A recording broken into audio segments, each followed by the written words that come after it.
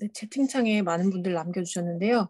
마이크 가능하신 분들은 직접 발언해 주셔도 좋을 것 같습니다. 먼저 전지숙님 계신가요?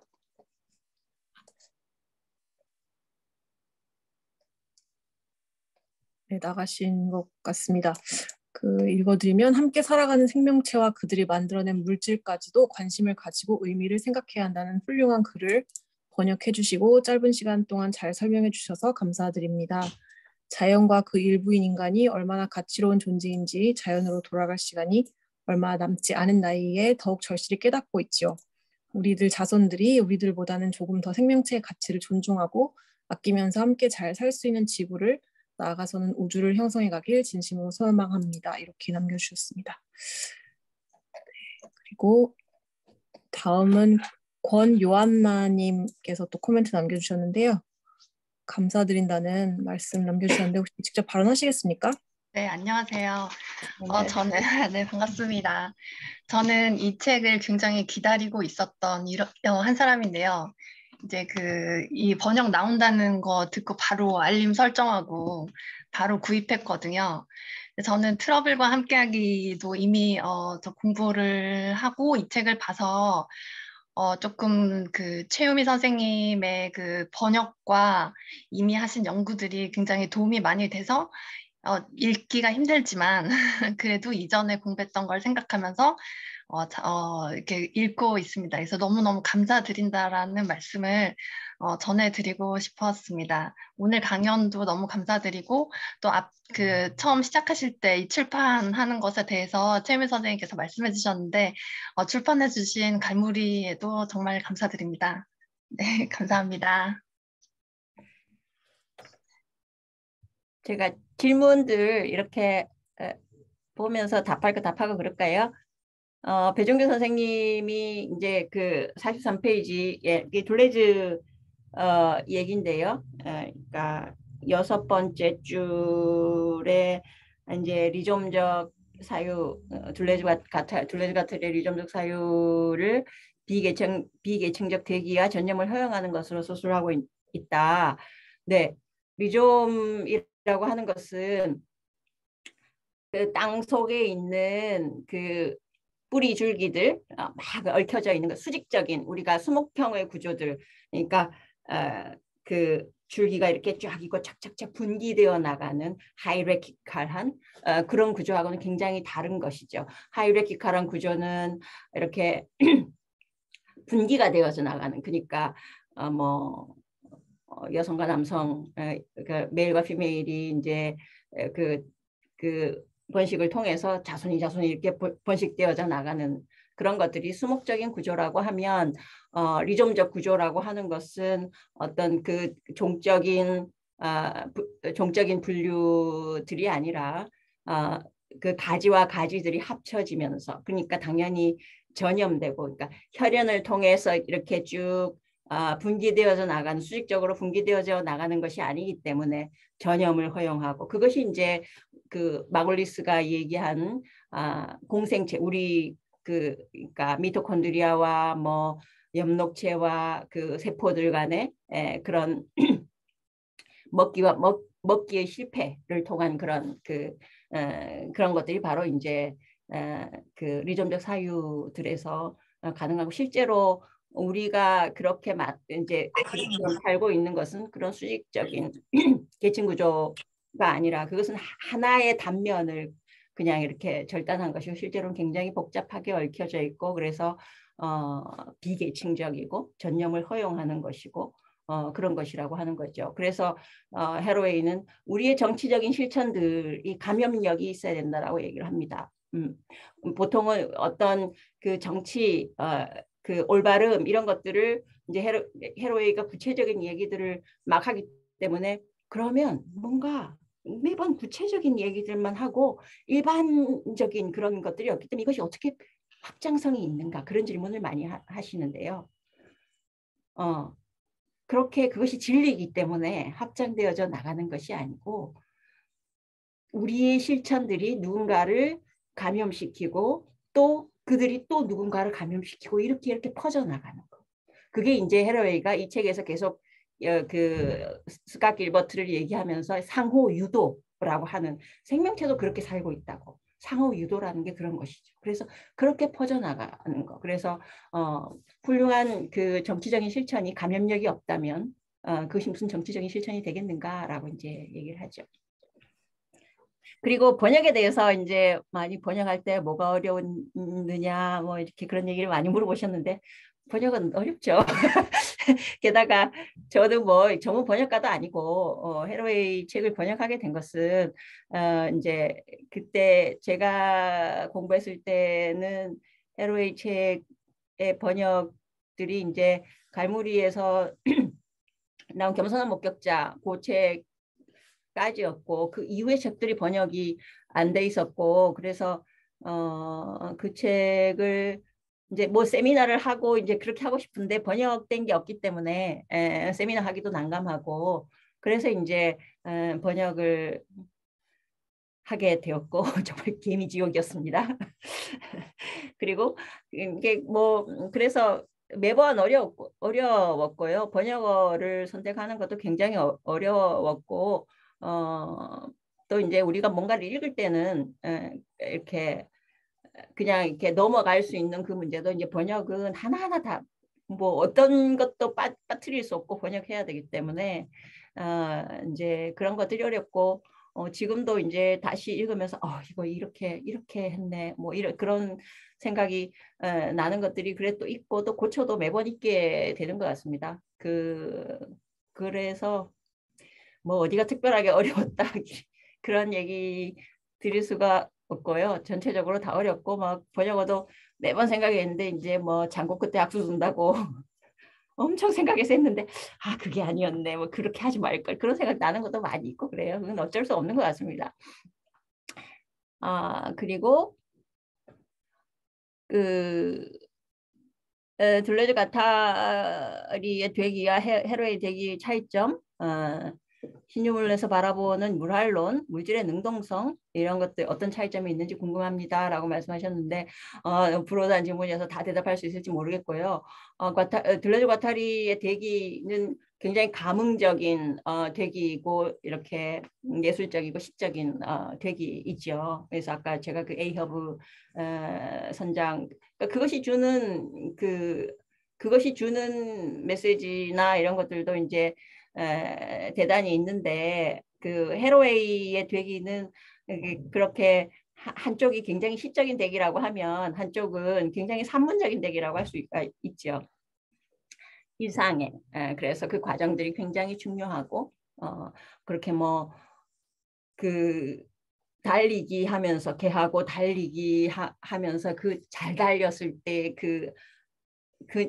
그녀는 그녀의 개를 만났어라고 하는 그냥 우리가 그냥 그것을 그런 경험이 없는 그런 분들이 그 얘기를 들었을 때 이게 뭐란 말인가 그런 느낌이 드실 수 있어요. 근데 이제 제가 지금 헤로웨이 강의하고 있는데 그 중에 수강하시는 분 한 분이 이제 말을 조련하시는 분이었는데 이 책을 읽고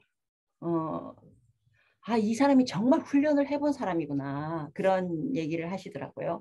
그러니까 그 훈련이라는 것은 굉장히 일방적인 것이라고 통상은 생각하는데 그 일방적인 것으로는 도무지 훈련이 되지 않는 그래서 계속 그 관계가 그 관계 역동성 이런 것들이 이제 한쪽에 훅 홀려 들어가는 그런 되기라고 하면 이쪽은 일상에서 계속 이렇게 역동적인 관계들을 통해서 함께 일하고 놀이하는 그런 관계라고 볼 수가 있습니다. 그리고 뭐 신유물론에서 바라보는 뭐가 가령 뭐 제인 베넷 같은 경우에 이제 우리는 그 물활론, 애니미즘 이런 것들 굉장히 이제 폄하하는 과학적 사고가 아니다라고 이제 폄하하는 경우가 많이 있는데 제인 베넷은 그렇게 됐을 때 우리는 다른 것을 볼 수 있다라고 얘기를 하죠. 헤로웨이도 그런 면에서 이제 이렇게 애니미즘을 긍정하고 하는 것들, 애니미즘이야말로 가장 그러니까 합리적인 것이다, 뭐 이성적인 것이다, 센서블하다 이제 그런 얘기를 했었는데요. 애니미즘이라고 하는 것, 그 모든 존재들, 그러니까 보통 애니미즘에서는 이제 에드워드 콘이나 이런 사람들은 생명체, 그러니까 기호작용을 하는 생명체에게서만 그런 얘기를 하는데, 헤로웨이는 특별하게 생명체, 비생명체를 나누지 않고 사실 나눌 수 없는 것이 매번 이것은 어떤 관계 속에 얽혀져 있는 거거든요. 컴퓨터가 컴퓨터 따로만 있습니까? 언제나 관계 속에 있는 것이죠. 그래서 그 관계 속에 있는 그런 의미에서 이제 그런 그 애니미즘, 뭔가를 하려고 하고 기호작용을 하고 하는 것, 모든 존재가 다 이제 그래서 물질 기호적인 그런 존재다라고 말하고 있는 것이죠. 그래서 우리가 물질의 능동성, 뭐 무엇의 능동성 그렇게 말했을 때 그것을 물질 홀로 뭐 이렇게 생각하는 것은 조금 난감하다고 저는 생각을 합니다. 물질이라고 하는 것도 언제나 관계 속에 있게 되고 그러면서 작용하고 작용을 받고 작용을 하면 효과를 만들어내고 그런 것들이 이제 능동성이라고 할 수가 있지요.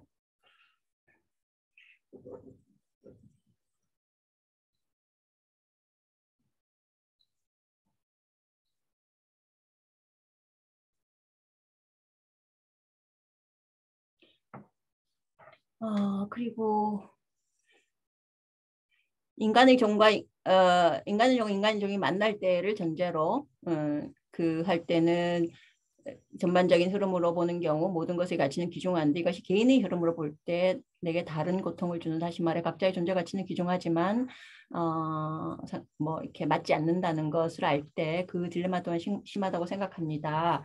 개인적인 문제가 될 때 사회적인 것과 구분을 명확하게 해야 한다고 하는데 그 명확한 기준을 보통 무엇으로 정하시나요?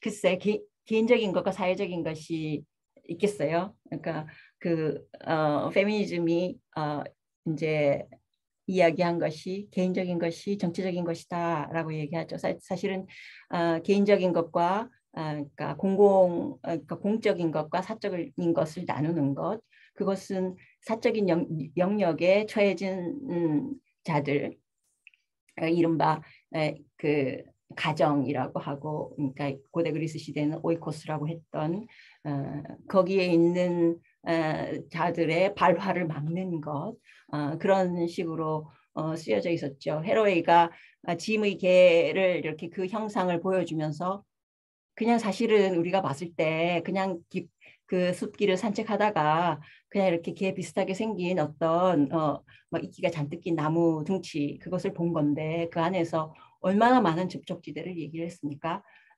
거기에는 그 친구와의 우정도 있고 전자산업의 그런 그 구조들도 있고 뭐 온갖 것들이 그 도시의 개발의 히스토리도 있고 온갖 것들이 거기에는 또 뭐 미생물과 이런 것들이 있고 온갖 것들이 있고 그 형상은 6개월밖에 지속되지 않았죠. 이렇게 그 관계라는 것도 영원한 것이 아니고 또 이렇게 쓰러지고 다시 또 생겨나고 하는 것들이니까요. 그래서 그렇게 명확하게 구분할 수 있을까? 오히려 지금의 우리가 생각하는 개인적인 삶 속에서 그 정치적인 것들, 그러니까 이런 것이 나의 개인의 문제가 아니고 어떤 정치성과 연결되어 있나, 그러면서 그것에 나는 어떤 방식으로 참여하고 응답할 것인가, 그것을 보는 것이 중요하지 않을까라고 생각합니다.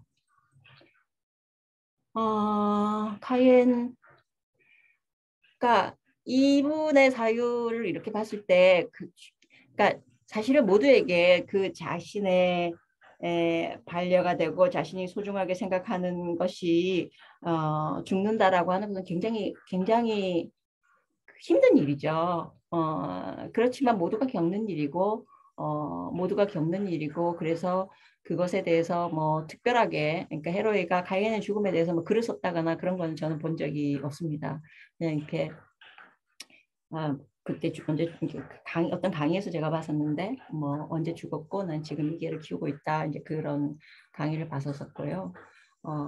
우리는 그래서 죽음이라고 하는 것에 대해서 좀 이렇게 달리 생각해 볼 필요가 있을 것 같아요.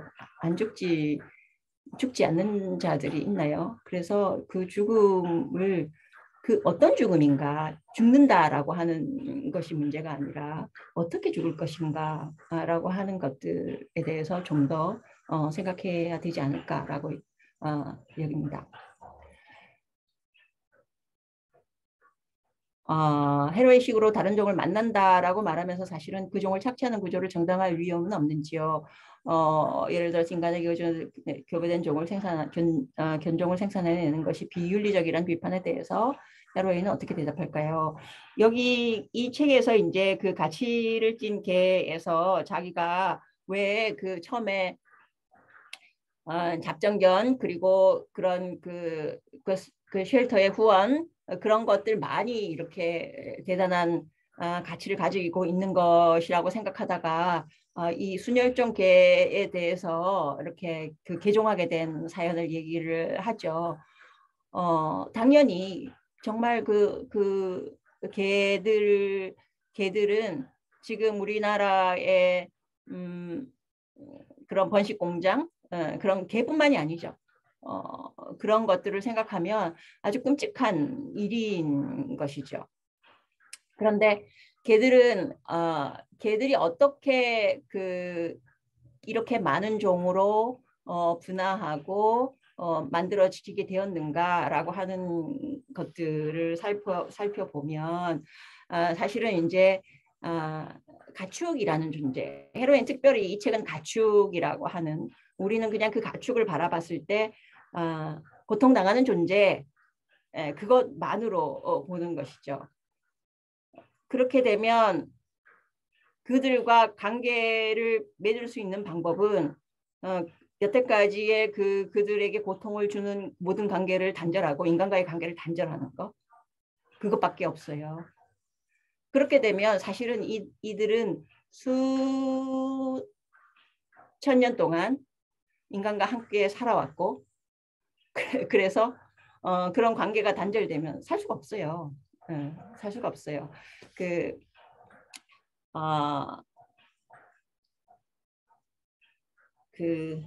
갑자기 생각이 안 나지. 일본 다큐멘터리 중에 이제 그 9.11 그러니까 3.11 그러니까 이제 사건이 일어났을 때 그 근처에 있는 피폭소와 살다라는 그 다큐멘터리가 있는데 거기에 이제 피폭을 당하고 나서 이제 사람들은 다 도망가고 거기에 그 소 목장이었어요. 그래서 소들이 거기에 이제 그 목장에 매여 있는 채로 그냥 백골이 다 되었어요. 정말로 막 길가에도 막 백골들이 막 이렇게 흩어져 있고 그랬거든요. 그런데 거기서도 뭐 주인이 가면서 그래도 고삐를 풀어준 소들도 있고 그래도 살아남은 소들이 있었어요.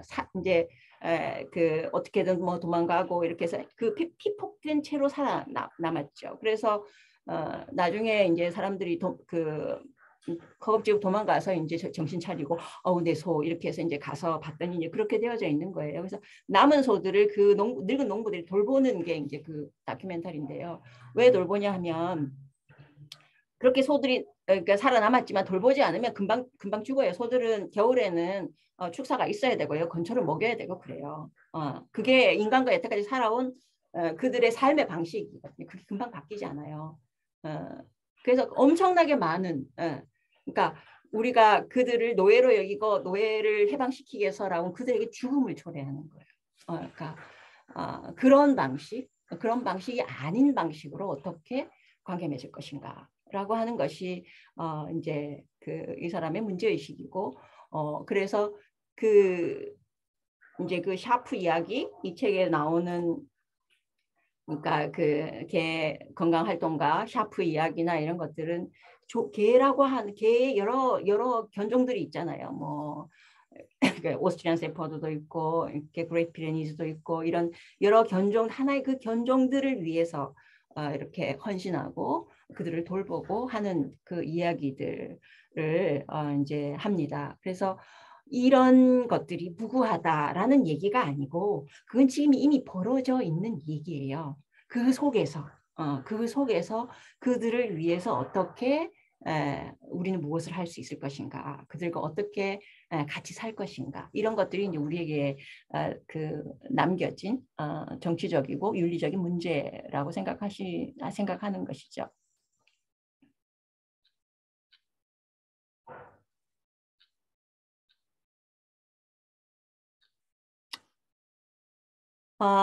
캐런 베러드의 내부작용이 나오는데요. 이거는 이제 사실은 그 캐런 베러드 이 책의 종가종이 만날 때의 존재론적인 그런 그 얘기는 이제 캐런 베러드의 인트로액션에 이제 그 비치고 있습니다. 그러니까 캐런 베러드는 이제 양자 물리학을 전공하신 분이고 그것으로부터 이제 그러니까 철학적인 사유를 전개해 나가시는 분인데 양자 물리학에서 원래 이제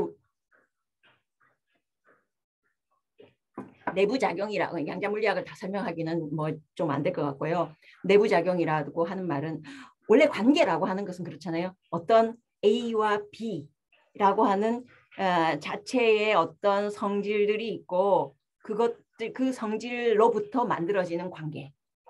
그게 우리가 통상적으로 생각하는 관계이죠. 그래서 우리 인터액션이라고 얘기합니다. 상호작용이라고 보통 번역이 되죠. 그러니까 그런데 캐런 베러드의 내부작용이라고 하는 것은 A와 B가 먼저 있는 것이 아니고 어떤 관계로부터 A와 B가 만들어지는 거죠. 그래서 해로웨이는 관계가 있기 전에는 파트너가 그러니까 존재하지 않는다라고 하는 거예요. 그러니까 개와 인간이라고 하는 그 확고한 성질을 가진 두 존재가 만나서 하나는 좀 열등하고 하나는 머리가 좋고 뭐 그래서 개와 인간의 가축과 인간의 관계가 만들어진 것이 아니고 그것이 아니고 어떤 계기로 가령 뭐 개 같은 경우에 여기서 이제 설명하는 바로는 개 같은 경우에는 그러니까 뭐 늑대과에서 분기됐던 객과의 동물이잖아요. 이렇게 다니다가 인간이 그 거처하고 있는 그쪽에서는 조금 더 먹이 활동이 쉽고 그래서 이제 인간을 졸졸 따라다니게 된 거고 특히 작은 그러니까 뭐 강아지들 그러니까 그런 객과 동물의 새끼들 이거 훨씬 더 공격성이 없고 그러니까 그런 인간의 거주지에서 인간과 쉽게 만날 수 있는 그런 애들이 이렇게 점점 그 인간과 동물 사이에 서로 그런 그 적대적인 그런 것들을 감소시키면서 계속 따라다니면서 그들끼리 이렇게 사실은 그런 개들도 이렇게 성견이 되면 다 떠나죠. 다 떠나지만 그 중에서 몇 마리는 아주 유순한 그러니까 인간과 좀 친하게 되는 그런 개들이 또 교배를 하고 이렇게 해서 같이 다니게 된 거죠. 그런 것들이 처음에 개라고 하는 것들이 먼저 정해져 있는 것들이 아니었잖아요. 우리가 익숙한 것은 인간이 야생의 늑대를 길들여 가지고 개량시켰다라고 하는 게 우리가 익숙한 스토리죠. 왜냐하면 인간은 상대적으로 힘이 좋고 머리도 뛰어나고 그래서 야생의 것들을 길들여서 만드는 그게 문화라고 하는 거잖아요. 그런데 그런 것들이 아니라 서로 다른 존재들이 정말 조우하게 됐고 그러면서 서로 어떤 대가를 가지게 되는 거죠. 인간은 계속 개에게 먹이를 제공해줘야 되고 개는 그 대신 목줄에 매이게 되는 것이기도 하고 그렇지만 서로 그런 비대칭적인 관계들 속에서 서로를 돌보고 하는 관계들이라는 거죠. 그것이 이제 내부작용. 그래서 그 내부작용은 끊임없이 만들어지는 것이죠. 그렇게 해서 이렇게 그 개와 인간이 만들어지더라도 지금 우리가 100년 전의 개와 인간의 관계와 지금의 개와 인간의 관계가 같겠어요? 다르겠죠. 왜냐하면 다른 여러 가지 것들이 더 그게 끼어들게 되고 지금은 이제 시장이라는 것들이 개입되게 되고 또 그것이 또 다른 관계들을 만들어내게 되고 그럼 우리는 그 파트너들을 다시 조용하기 위해서는 다른 관계들을 계속 창안해야 되는 것이고 그것이 이제 해로웨이가 말하는 아까 그런 그 실천들 사변적인 우화 뭐 이런 얘기들이 이제 그런 다른 관계들을 만들어내는 실천들, 아주 대담한 실천들 이런 것들이 될 것입니다. 과학자이기 때문에 과학에 대해서 지나치게 긍정적인 것은 아닌지 보통 이제 페미니즘은 그 과학에 대해서 이렇게 적대적인 경우가 많았고, 그러니까 그 특히 이제 그는 에콜로지스트, 그러니까 생태주의자들은 이제 그런 것들이 굉장히 많았었죠. 그런데 과학에 대해서 지나치게 긍정적이다, 지나치게 부정적이다라고 하는 범주는 너무 큰 것 같아요. 우리는 이 사람이 그 사이보그 선언을 썼을 때 왜 그것을 쓰게 됐냐면 너무나 단순한 비판밖에 없었기 때문에 과학에 대해서 실제 우리는 그것을 매우 구체적으로 비판해야 그것에 대한 뭐 대항적인 것들을 그때 문제가 됐던 것은 이렇게 정말 금방 그 핵전쟁이 일어나는 그런 굉장히 위험스러운 상황이었거든요. 그러니까 이런 과학들을 어떻게 우리가 복수의 종들이 함께 살기 위해서 유용한 지식으로 만들 것이냐. 이것이 헤로웨이 문제의식이에요. 그것이 진리라는 것이 아니라 그것이 그래서 과학의 특권적인 그런 그 지위 그런 것들에 대해서는 굉장히 비판적이죠. 그것은 뭐 브루노 라뚜르나 다 마찬가지죠. 이것을 어떻게 좋은 정치로 활용할 것인가. 그래서 브루노 라뚜르는 그것을 그러니까 사물의 정치, 어떻게 그 정치 속으로 끌어들일 것이냐. 그것을 고민하고 있고, 헤로에도 마찬가지로 우리가 어떻게 과학을 잘 쓸 수 있을 것이냐라고 하는 문제들에 대해서 그러니까 생각하는 것이죠.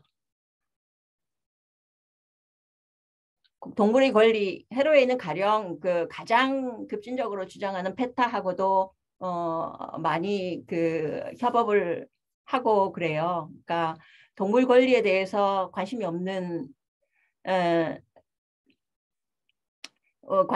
사람들에게 설득하려는 취지였으면 직관적이지 못한. 그러니까 헤로의 얘기는 좀 복잡하기 때문에, 그러니까 사실은 우리가 동물의 권리, 동물도 인간과 동일한 생명으로서의 권리가 있어 심플하잖아요. 그죠? 근데 이제 그 얘기를 하죠. 그런 아주 단순한 얘기들이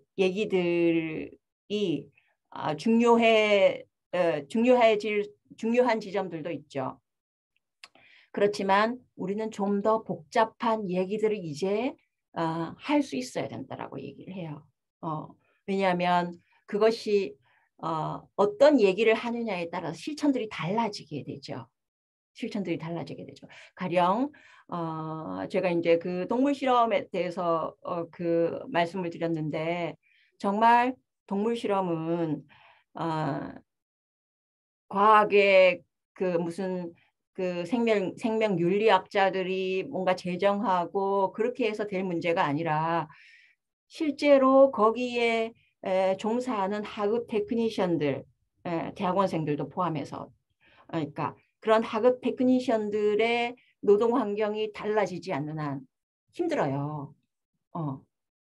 그러니까 그들이 정말 그 시간에 쫓기고 그것을 상품으로 취급하지 않으면 돈을 받을 수 없고 그래서 밥을 먹을 수 없기 때문에 그렇게 되는 거라고요.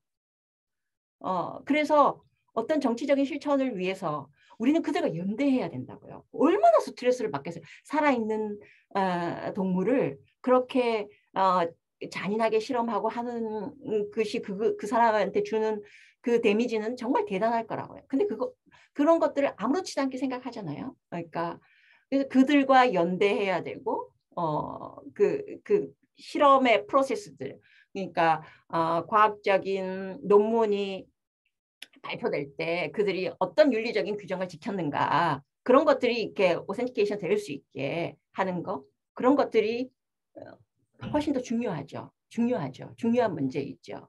그래서 그 동물의 권리 문제라고 하는 것이 쉽게 다가갈 수 있는 반면에 쉽게 떠나게 되기도 해요. 왜냐하면 현실적이지 않다고 생각하니까.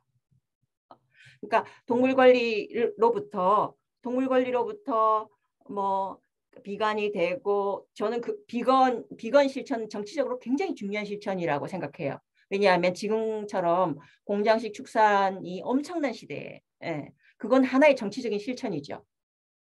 그렇지만 그것이 진리는 아니에요. 그러니까 정치적인 실천들은 무가지 않아요. 그래서 그런 그 정치적인 이슈들을 제기하는데 우리는 좀 더 노력해야 되지 않을까.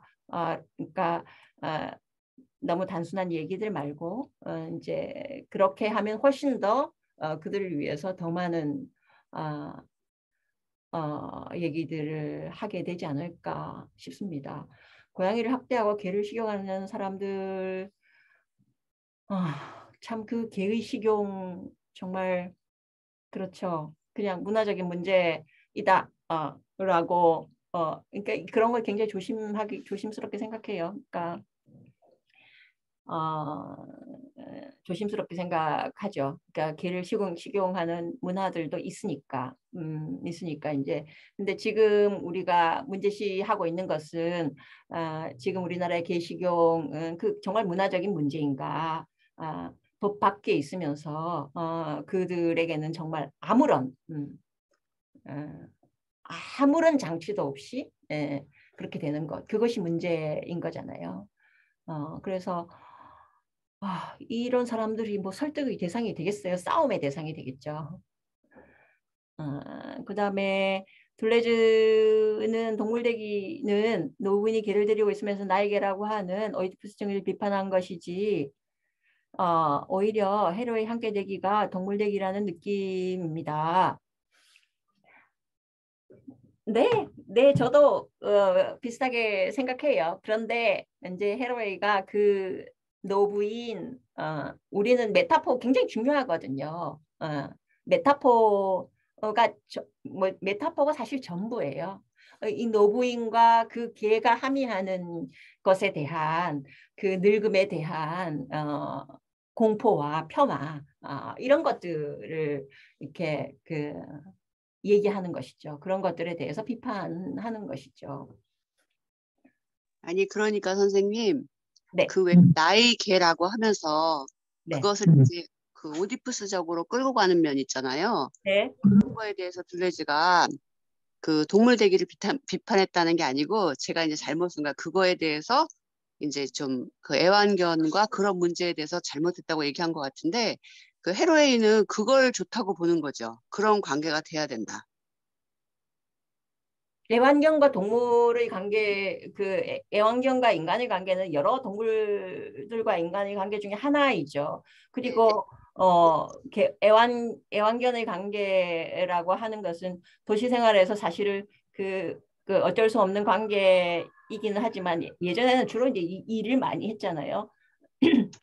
그렇지만 사실은 그 생사 여탈권이 인간에게만 있고 인간의 변덕스러운 마음에 그 모든 것을 의지해야 되는 애완견으로서는 결코 좋은 것은 아니죠. 그 속에 그렇지만 헤로웨이는 그 속에서 그 애완견 속에서 이제 책에서 보면 간질병을 앓은 개, 그게 이제 더글라스라고 하는 변호사가 간질을 앓는 자기 개를 위해서 간질병을 가지고 있는 개 그 견종 전체를 위해서 엄청난 일들을 하고 있잖아요.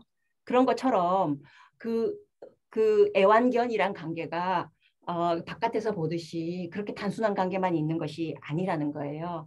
그쪽에는 정말 그러니까 서로를 돌보고 하는 그런 관계들도 있고 가령 뭐 언제나 아기 취급을 하고 그렇게 뭐 이렇게 엄마라고 하고 아기라고 하고 라고 하는 그런 관계들도 있죠. 그런 게 뭐 좋은 관계겠어요? 그러니까 사실은 좋은 관계라고 하는 것은 서로가 서로를 존중하고 대등하게 성인과 성인으로서 낯선 자로 낯선 어른으로 대하는 게 좋은 관계인 거죠. 그래야 서로 존경할 수 있는, 존중할 수 있는 관계가 되는 것이지, 그 어린애로 보는 관계는 좋은 관계가 아니죠. 그러니까 둘레즈도 사실은 그런 관계를 비판했을 텐데, 여기에서 둘레즈가 말하는 그 노부인과 개라고 하는 것이 형상화하는 그 메타포 전체, 그것에 대해서 이제 그 비판적으로 보는 거죠. 그래서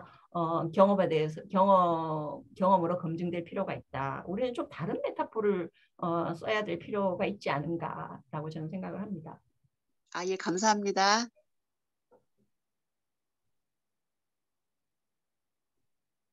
겸손한 목격자. 이 책 정말 좋은 책인데요. 정말 좋은 책이 겸손한 목격자는 과학학을 그러니까 그 과학학에 관심이 있고 하시는 분들에게 정말 좋은 책입니다. 그래서 이렇게 보실 수 있으면 좋을 것 같고요.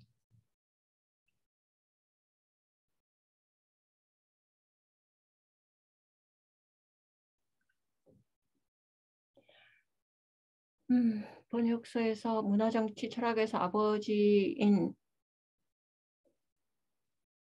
윤주철라는 문장,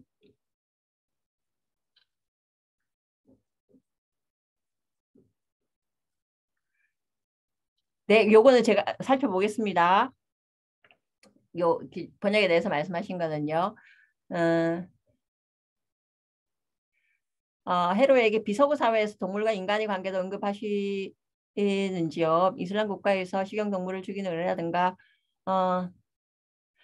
그러니까 그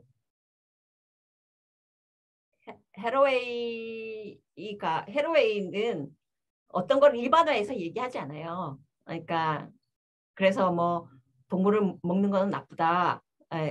그들이 그런 방식의 삶의 양식을 취하게 된 것은 그들의 세계와 우리 세계 다 다르기 때문이에요. 그러니까 다르기 때문이고 그러니까 그 뭔가 다른 세계, 다른 사고 체계들을 가지고 있고 그래서 이렇게 그 관계하는 방식들도 다르고 그래서 그런 부분들 가령 이 책에는 안 나왔지만 스탠리 트러블 같은 경우에는 그러니까 트러블과 함께하기 위해서 이제 뒤에 그 이누크 그러니까 그 에스키모인들 이제 그 사람들은 사냥을 해서 살잖아요. 그러니까 표범이나 뭐 이렇게 물개 같은 거 이런 것들을 사냥해서 사는데 우리가 이제 그런 동물 운동 뭐 이제 그런 동물권 운동 이런 것들을 통해서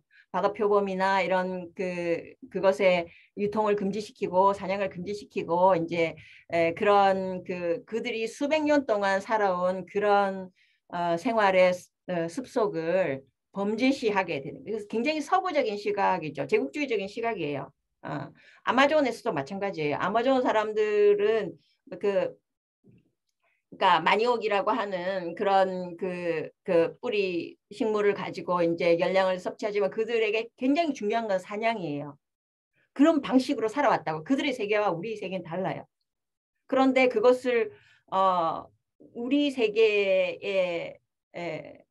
세계의 관점으로 정말 관점이 다른데 관점이 다르다라고 하는 것은 세계가 다른 거예요. 근데 우리 관점으로 그것을 비판하고 말하는 것은 굉장히 제국주의적인 시각이죠. 그러니까 예 그런 부분들에 대해서는 명확하게 얘기하죠.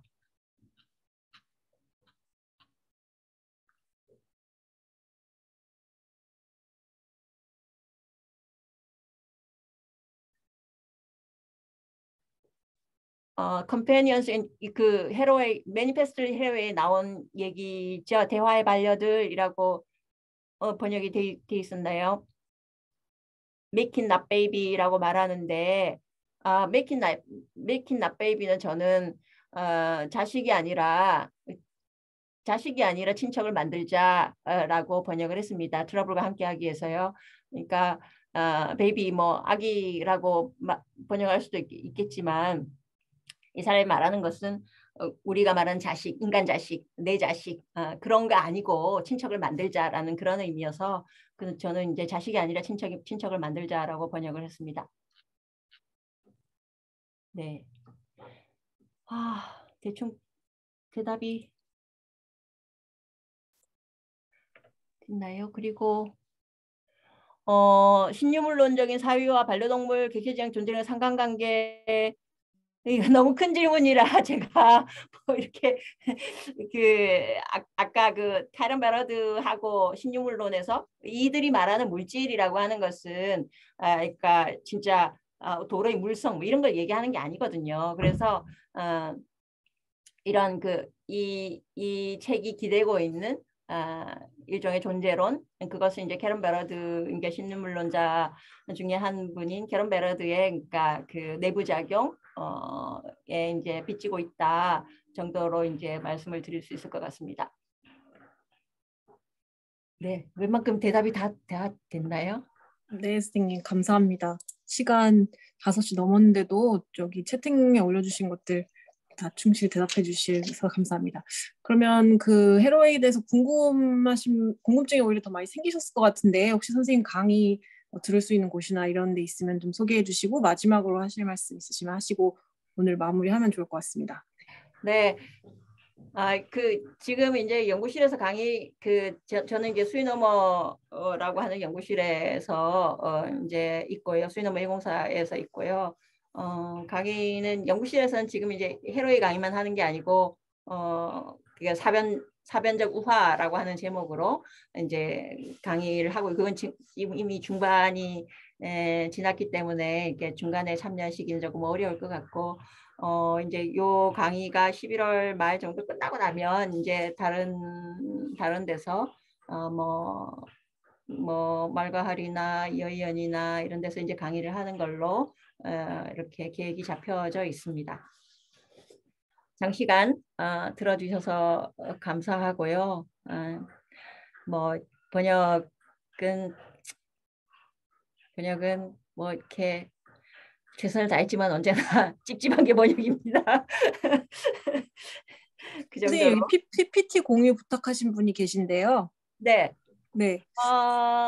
여기에 그 이미지 같은 거는 선생님 어떠세요? 제가 그 출판사에서 주신 이미지 같은 거를 썼는데. 네, 그거 널리 퍼뜨려야죠. 네. 네네네. 그러면 내용은 다 네. 책에 있는 거기 때문에 네. 제가 드릴게요. 공유해 드릴게요.